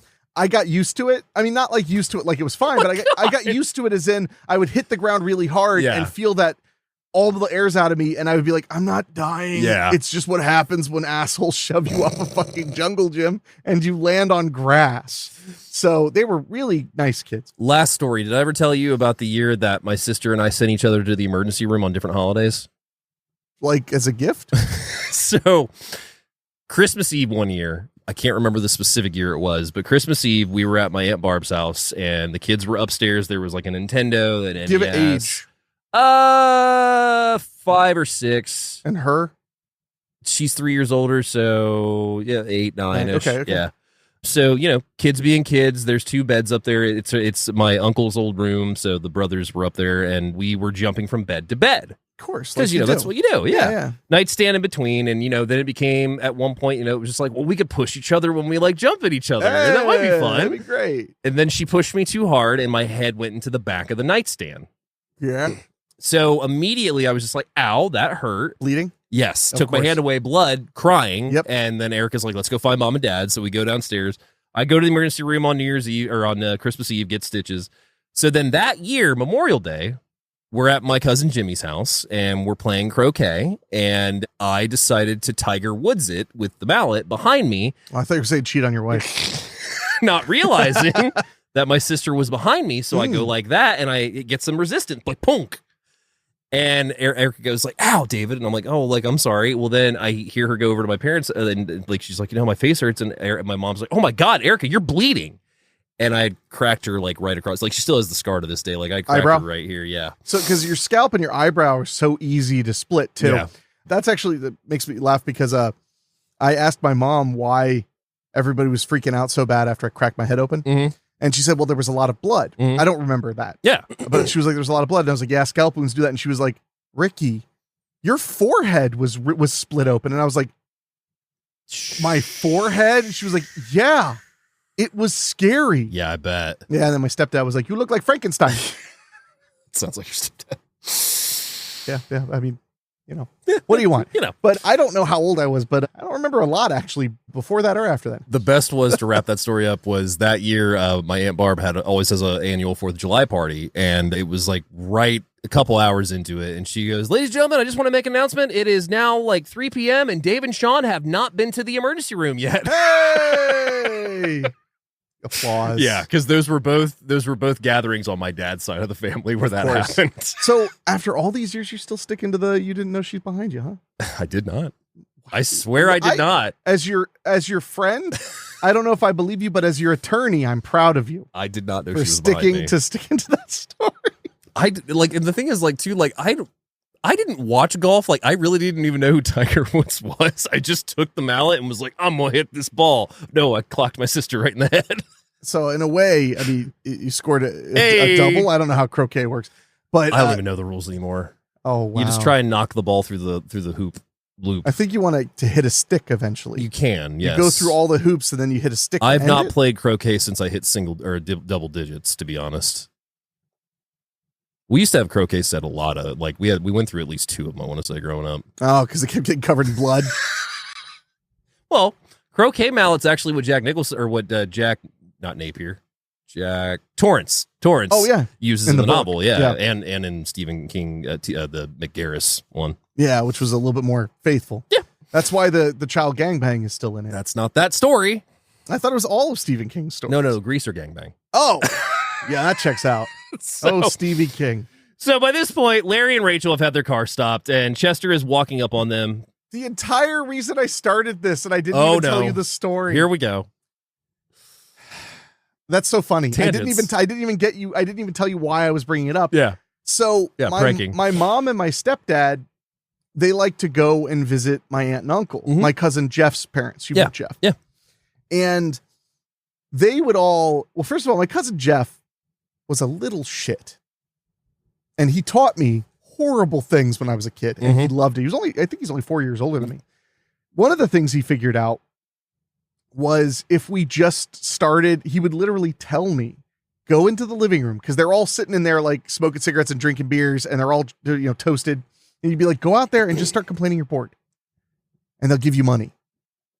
It worked because he had figured it out, because we started doing that at first when we go to Marion's Pizza and they'd all start drinking and having fun. We'd come and we arcade money, but we would literally go into the arcade and just stand there for like 3 minutes, and then we go and ask for more money to play arcade games. Wow. Oh, it's almost as good as like driving your drunk buddy in a circle and saying we need gas like 3 times. Yeah. But that wasn't the only shittery he'd get me into. There was a birthday party, I think it was at his house, and we stole a bunch of the balloons that hadn't been used, that weren't inflated. Oh, no. We filled them up and we put them behind everybody's tires. So when they left, they heard like loud pop sounds. And I will say, he took the fall on that one. He did not. Jeff. I mean, of course, I was literally just doing what he told me, because he was the cool older kid. Yeah. But yeah, we put that, just made me think of it because of the kazoos and That the makes tailpipe. sense, yeah. Made me think of that. Also, there's no way that the tailpipe could actually make the kazoos make a sound, because you have to hum to make kazoos make a sound. You have to hum into them. You don't blow, you hum. One time I was trying to learn how to be a good kazoo player, and I was playing so intensely, I accidentally inhaled and pulled the little piece of plastic that vibrates into my throat. Oh God. I was alone in my house. I wish I could say I was a kid. I was 21. I was living alone in Jersey, and I sat there hacking and coughing until it finally came out. And then I just stared at it, and I was like, if that had been the end of me, how poetic. Did I tell you about the time I swallowed a cigarette butt? Which time? So I was driving probably on 75, and I'd finished my butt, and I went to throw it out the window, and the wind caught it and blew it right back into my mouth. That's funny. And I didn't puke by force but I didn't puke unless it was by choice. So I pulled over to the side and stuck my fingers down. It went like full on. Oh, it swallow. went down. Yeah. Oh. And thank God it wasn't on fire. Well, it would have went out. It would have went out, but it would have burned a little bit. They're not that hard to put out. That was still an embarrassing moment. You think? No one saw it, so no one knew about and yet it. you tell the story. I mean, that's been a while ago. Yeah, what was that, Thursday? 2 weeks ago. Yeah, Yeah. 2.5 weeks ago. So So their car is stopped, and that's when they get out and start running. And by this point, of course, Larry's injured. He's been tased several times, so he's going pretty slow. So he ends up collapsing on the ground, and we see Chester's carrying a doctor's bag with him this time. Yeah, which I'm sure is because he's helpful. Yes, totally helpful. He's got a gun in a doctor's bag, and he pulls the bag open and gets a little face mask. Oh yeah. Face mask, puts it on Larry and starts pumping, and Rachel's like, "What is that?" He's like, "It's laughing gas, of course." So she picks up the gun, goes to fire on him, but it's all 6 chambers are empty. So she clicks it, and then that's when he tackles her, puts the gas on her, and everybody takes a nice little trip to La La Land. Little relaxing naparino. Naparino indeed. So Larry comes to. His body's completely numb. He's floating on the raft in the pool, and we see that Chester is just enjoying himself, surrounded by the bodies of Jerry, the sheriff, Johnny and Sherry. They're all decked out in luau attire, and he's enjoying a pineapple drink. Of course. Yeah. Well, what else are you going to do on a nice And April Fool's Day? Dancing in the Moonlight's playing. Yeah, it is. No, So, it's the perfect song. It for really this is. too. So that's when Chester tells him, hey, man, be careful. Like, your body's not healed. I don't want you to fall off the raft and drown. He pulls him out of the pool, and Larry's still coming down from all this. And that's when Larry asks, well, where's Rachel? And he's like, oh, well, she's just changing. Well, let's go and see her. Yeah. So he's walking him over to the hotel room, and he's like, now, buddy, I want you to know you fucked things up. Like, I had a huge plan, but you guys kind of fucked things up. But you know what? It's okay. We're going to adapt. Yeah, of course. And that's when he takes him into the hotel room, sits him down, and he wants him to basically explain who he is, because by this point, he's also gave him a little shot of mescal along with the laughing gas. Mezcal, yeah. And Larry's feeling no pain, and he basically confesses that he is programming flaw and that he has done all these horrible things. Programming flaw is alter ego. It's who he can be. He's full of bitterness. And that was the persona he created. And while this is happening, Chester's filming this on Larry's phone. And that's when he's like, all right, man, I'm so proud of you. I can't believe you did that. And Larry's like, well, can I see Rachel? And he's like, yeah, go ahead on. She's just in there. Rachel, come on out. Yeah. Nothing happens. So he opens the bathroom door and immediately is just crushed, sad, crying. He's like, no. And we see that Rachel's been strangled. He's put a mask on her that he takes off, a wig on her, and there's no doubt she is cold dead. Gray. Yeah. She is gray. Blue, gray, whatever you want to call it. And now is when the laughing stops. Yeah, the laughing stops. For the audience. No, the crying stops because he starts crying and he's like, you said she was okay. And he's like, well, I had to have a little insurance policy. Well, I mean, yeah, a lot of things. Yeah. So Larry is just fetal position bawling, and that's when suddenly the bawling turns to laughter. And Chester at first, who's smoking a cigarette on the bed, is just like, well, what's going on, man? And he's like, it's really funny. He's like, this whole thing has been funny. Like, of course those people died. They didn't get it. This is a great joke. You're really funny. He's lost it by this point. Yes. So, and this is where the film flies into its final act. Into its final conclusion. Really, really wild. Yeah. And perfect. I just such a smart way to go with the film. So that's when he also confesses that he posted his confession to Cindy's page and also made it on his account and admitted that he's programming flaw, and everybody is flying at him in the comments that he's pathetic. And here's one of my favorite ones. It just says die. That's a good comment. Cindy even comments and is just like, you're so pathetic. I never loved you. Fuck off and die. She said, I never even liked you. I never even liked you. Like that. Yeah, that's really mean. So that's when, he's like, Chester, you're hilarious. Everything's been a night, it's been a great breath of fresh air, but all, Larry, all good things must come to an end. And Chester goes to pull a gun on him and he's like, oh, this can't be the end. He's like, I got an idea. What if we crash the wedding? We take my sister's body, you and me, the wedding's on a hill. We'll go there. And Chester just immediately is just like, lights up. Yeah, well, let's do this, man. So they're carrying Rachel's body out through the parking lot, and that's when he's like, we'll take Rachel's car. And Chester's like, are you sure? And he's like, yeah. I'll drive. Don't worry. Rachel would never let you drive. Well, here's the thing. So now Larry's basically insane. Yes. So he's like, she would never let you drive her car. Yeah. Is that okay, right? They're like talking to the corpse. Which they put in the back seat. And did we skip the ayahuasca part? No. Remember, I just said, sorry. Yeah. Sorry. I just want to make sure we got that. Yeah. So also there's these weird moments where they're talking to each other and their eyes are getting bigger bugging and out. smaller and things are shifting. Knowing that a music video director is the one behind this makes a lot more sense on this watch too. I could see that. Yeah. So that's when they get in the car, they start driving, they leave the motel, and that's when Larry behind the wheel is like, hey, Chester, can I tell you a joke? And he's like, yeah, man, of course. Love this ending. So good. And he's like, there's two guys, we'll call them Chester and Larry. Idiots. They're driving the car. We'll call them Chester and Larry. All right. Well, what is, I can't remember the exact execution. Well, Chester's eating it up. I'll take the lead on this. Go ahead, yeah. So he's like, so two idiots are driving a car. He's like, yeah. He's like, just driving down the road. We'll call them Chester and Larry. He's like, okay. He's like, and his sister's in the back seat, but she's not saying much of anything. Yeah, keep it down, Rachel. Yeah, don't interrupt the punchline, Rachel. Yeah. He's like, so as they're driving down the road, Larry looks to Chester and says, hey, Chester, who do you wish you were right now? And he's like, what? And Chester says, what? So then he goes, what? And he's like, well, Chester should wish he was Rachel's dog, Hercules. And then Chester said, well, why would I want to be Hercules? So then Chester goes, well, why would I want to be? I love that. I love this part because when he says what Chester says in the joke, Chester plays because he's loving He's loving it, yeah. He's loving It's a wild card for him. So that's when he goes into, well, Rachel loved this dog, loved it a little too much, might say, even maybe loved it more than me. Than me, yeah. Which is really sad. Well, because she's dead, you mean? Yes. Yeah, no, it's super sad because it's very clear that she was the one real friend he had going for him. Yeah.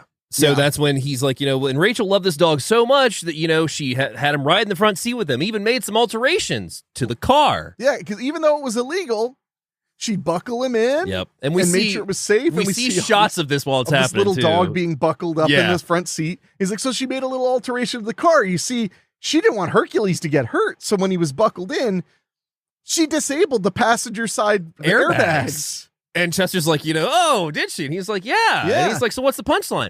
The punchline is, I'm going to drive us into this fucking wall. Yeah, and he just starts speeding up. Now, of course, this whole time Chester has a gun on him. Yeah. And he's like, you wouldn't do that. And he's like, Larry wouldn't. Larry wouldn't. But I'm programming flaw.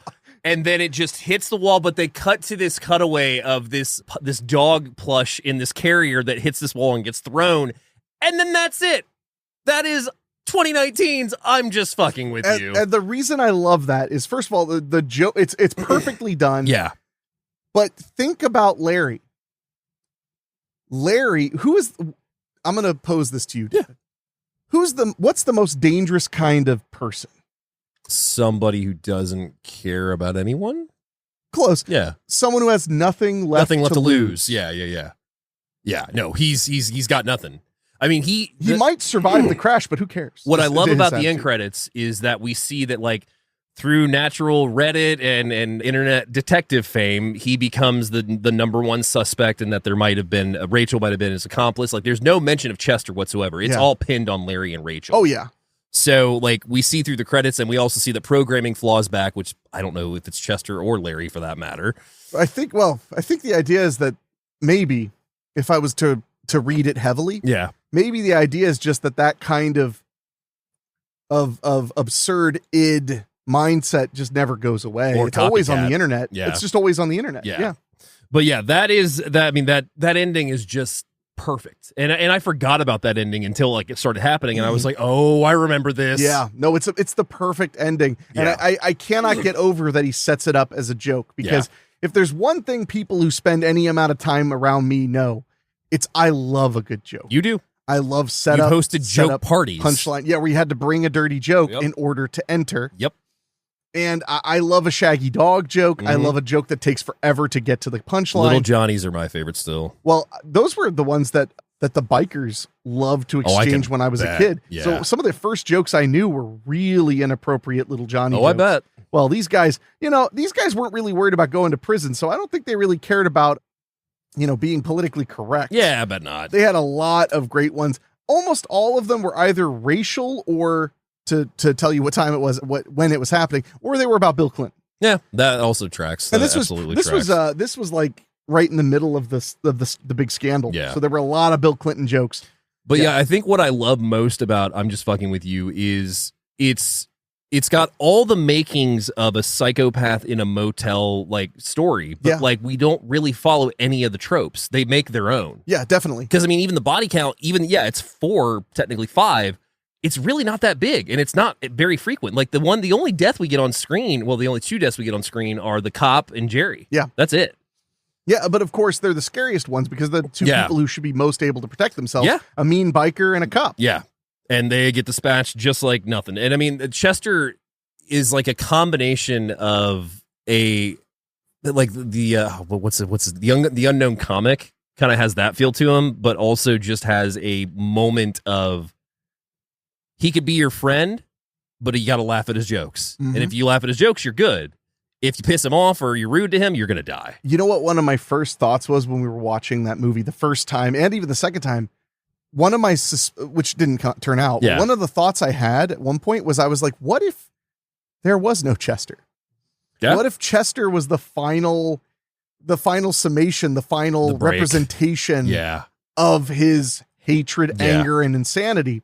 Obviously that didn't turn out to be the case, but I'd wondered for a minute. I was like, what if he was, what if this was I his genuinely psychosis? wonder how long he's been there, because the camera thing is such a good red herring. I mean, it doesn't really get. He could have actually worked there. The cops seemed to not be surprised to see him. Yeah. Which could suggest that he worked there. But then again, like the biker, Gerald, having said like, it was nice getting to know you, man. So that there's even that moment where it's like, nobody has placed whether or not he works here. No. It's a very big question. Because also if he doesn't work there, is he just a guy who wanted to go friggin' crazy on April Fool's Day? Or could he have painstakingly planned all this like he said, and he's just like, you fucked up my plan, so he could have been working there and waiting for the right time to snap. Yeah, he could have been working. You know what? I just had a thought. You know what he could have been there to do? What's that? He could have been there to kill his bosses, because remember how much he hated them? He was like, they make me work while they get to go on vacation in the off season. You know, I don't get any support.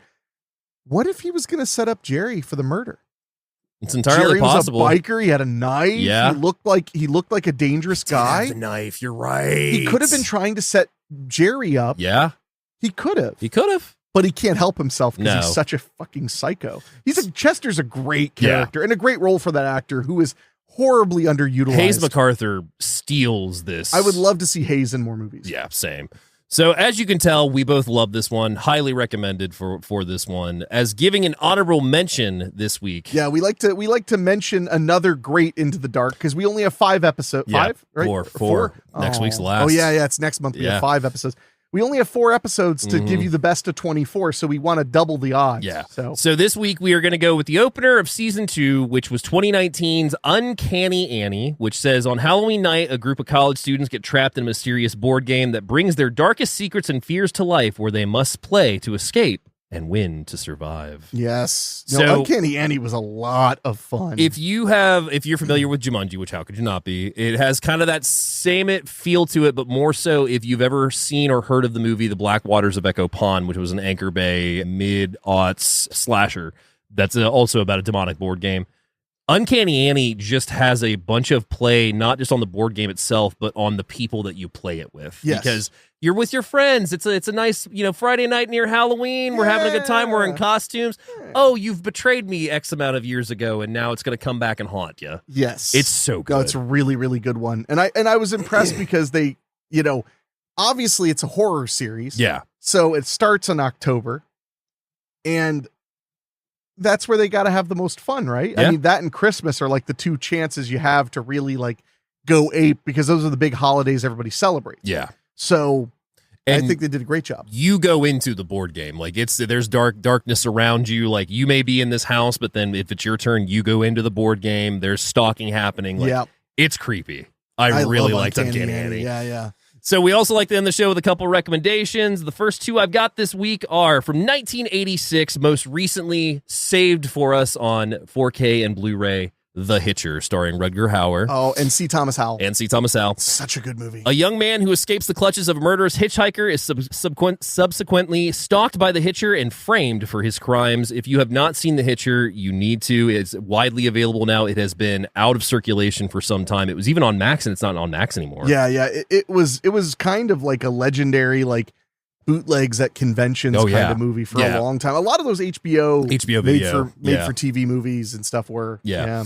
And then my second recommendation is going to be 2007's Vacancy. Stranded in an isolated motel, a couple become the unsuspecting subjects of a snuff film. So since you brought that up, Yeah. I fucking love Vacancy. I just wanted Vacancy's to mention, great. I love Vacancy. But do you like Terror Trap? You mean Vacancy? But honestly, though, Terror Trap's good. Terror Trap, the only problem with Terror Trap is after I watched it and went, man, I really enjoyed that. Yeah. I was like, I should revisit Vacancy. It is straight ripoff. Oh, yeah. They rip off the story beats. They The rip off nearly Mask. everything. But Terror Trap is just a stupider. Yeah. So it's more fun. Oh, yeah. As to where Vacancy is very upsetting Yeah. and very mean spirited. Have you ever seen Vacancy 2 First Cut? What'd you think? I liked it. I thought it was decent. Again, it was more fun though. Vacancy Yeah. was a lot more straightforward, it's still a really good movie. Yeah. Terror Trap and Vacancy 2 were a little bit more just wild rides. Yeah. But I love, as a person who travels a lot and has stayed at a lot of hotels, and I've stayed at a lot of hotels in the middle of nowhere. Yeah. I actually generally prefer them as long as they're not, they got to be a chain. Yeah. And not have a drug deal possibly go down with an eye shot of checking in. Oh, Memphis. Now, I do want to give one loose recommend because I'm not a Steal big my fan. recommend. It's not Identity, is it? No. Okay, then we're good. Okay, good. Yeah, I'm not a big fan of Identity, but there are things I love about Identity. Specifically, the setting and the atmosphere are great. The rainy hotel, and just you don't know who anybody is. Everybody's kind of a stranger to one another, and with that comes the cast. I miss those early 2000s blockbusters, big casts that were all around psychological thrillers in general. Yeah, Along Came a Spider. Yeah, even though Identity is not a great ending, not a great film, I still think if you haven't seen it, it's absolutely worth a watch, and it has that feel of isolation in a motel that kind of this one has as well. Yeah, I would have to agree very much. So my recommendation, I decided to avoid hotels and instead go with what happens when you make a movie with so many pranks in it that you have no idea what's going on. Oh. And this one's a little on the nose because I've always loved it. But I'm going with Arthur Penn's 1989 Penn and Teller Get Killed, which had, by the way, the best tagline you've ever heard. Do you know what it is? I can't remember. Go ahead. What more do you want? That is solid. So the reason I love Penn and Teller Get Killed, well, I'll give you the description. The bad boys of magic go over the edge in this mind-blowing, role-switching comedy murder mystery set in the dizzying world of Atlantic City casinos. So that's a decent description because you can't really describe Penn and Teller get killed. Yeah. But the great thing, and there are many things about this movie, it's hard to find, but it's actually, you can rent a standard definition or buy a standard definition version on Prime Video. Yeah. So it's the most available it's been for a very long time. Yeah. This is a movie where if you're a fan of Penn and Teller, I've been a fan of them my whole life. You know that when they do performances, when they do whatever, they have a lot of jokes that don't really land, but make them lose their shit. Mm-hmm. This movie is only that. Yeah. And that's why it wasn't a big hit, because it is really, really subversive, really, really weird, confusing as shit. Yeah. Don't even try to follow the story. But it has some of the best things. So basically the big thing that they don't mention here is it all starts with Penn Jillette and Teller going on a version of like this, of the Johnny Carson show. Yeah. Basically I think it was called like America Tonight or some shit. It's like the most watched late night show. And after they perform, Penn does a bit where he says like, wouldn't it be I just wish someone were trying to kill me. Wouldn't that make life so much more exciting? I'm sorry, dear. I would love to go to the family dinner at the whatever, but people are trying to kill me. So, and no, I can't really wash the dishes because, well, there's a window facing out from over the sink. Yeah. And then the gag on the show is that then Teller turns and stabs him and there's like blood everywhere. And it's, it's just a gag.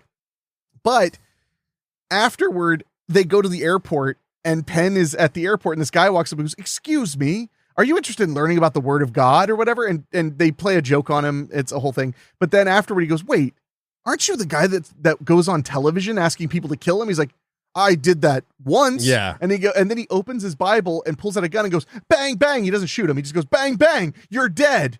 Be careful what you ask for, heathen." And he walks away. And then Penn goes, "Find out the exact demographics of that show."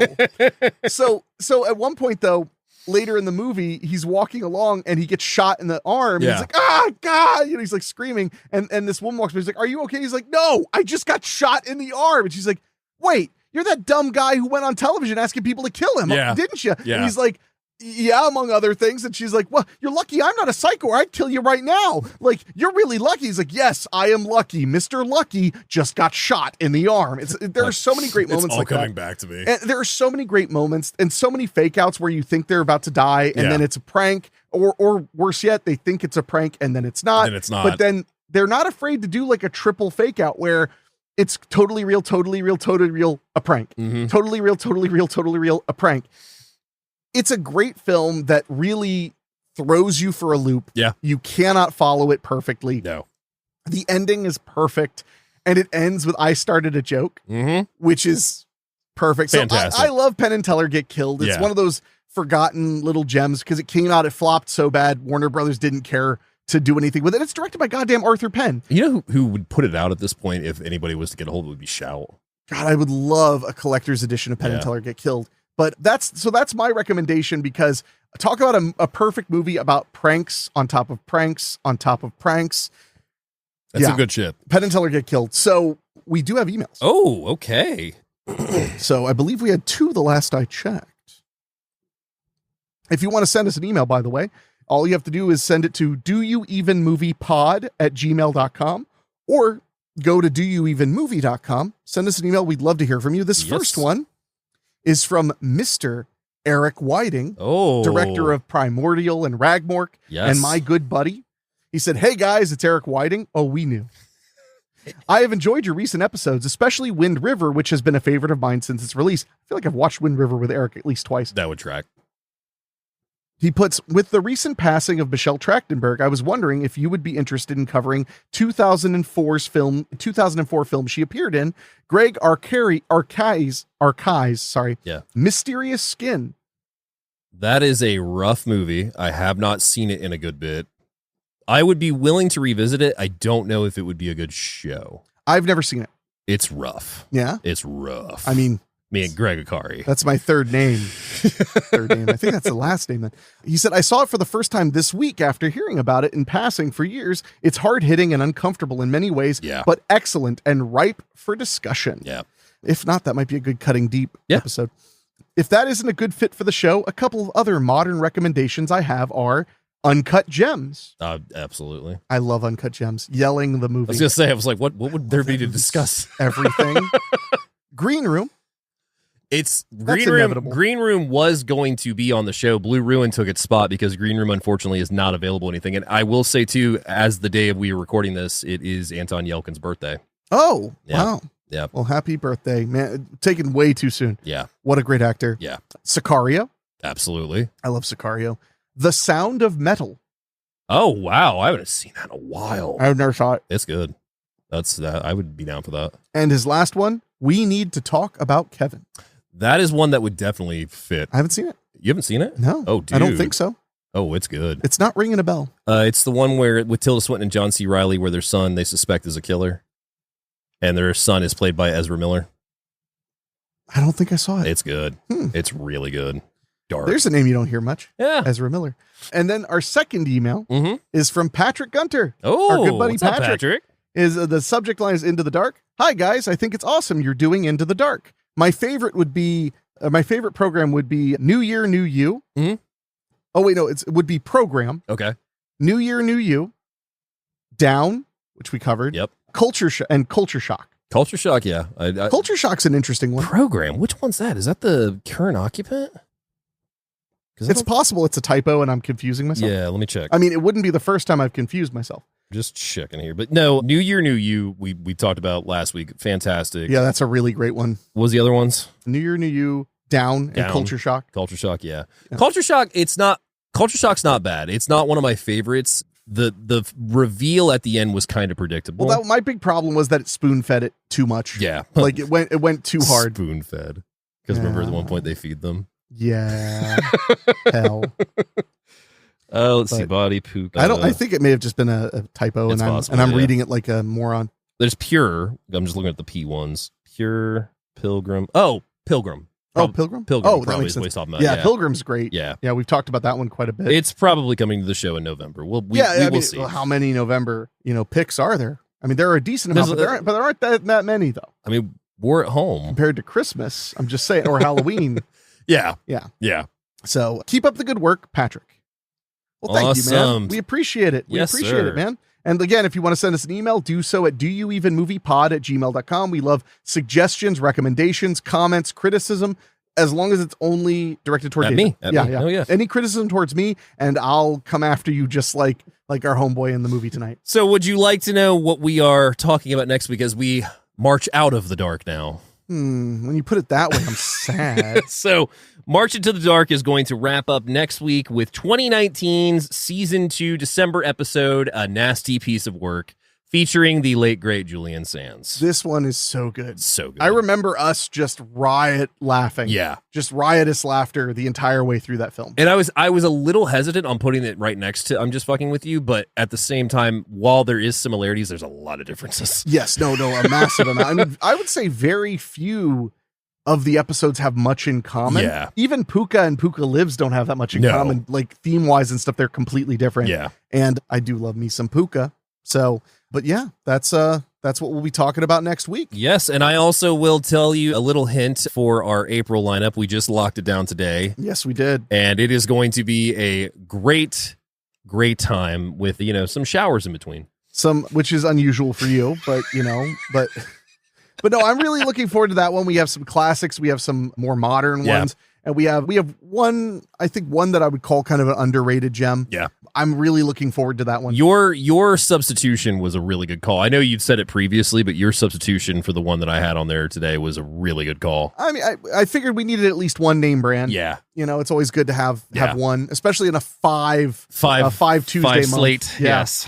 So, well, then I guess that is it. But thank you guys so much for tuning in to Do You Even Movie. If you enjoyed the show, please, if you're listening on podcast, on your podcast app, make sure you're subscribed. Leave us a 5-star rating on Spotify or Apple Podcasts. It really does make a huge difference. At one point, we were like the top 20 film history movies or movie podcasts in.